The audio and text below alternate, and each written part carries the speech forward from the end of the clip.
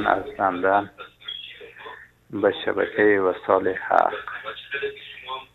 خدا شاهد این شبکه‌ای که باز شده و مردم میبینه اینقدر خوشحال هستند که از این بدعت‌ها که تا به حال میشنیدند و نمیدونستند از این بدعت‌ها اطلاع پیدا کردند و بسیار مردم ها از این بدعت‌ها دست کشیدند و خداوند به شما مست اجر بدهد که مردم را در راه دین خدا و دین حق راهنمایی میکنید و زحمت هایی که آقای انصاری و دستن در کاران این شبکه میکشند شبانه روز خداوند به اونها مست بده.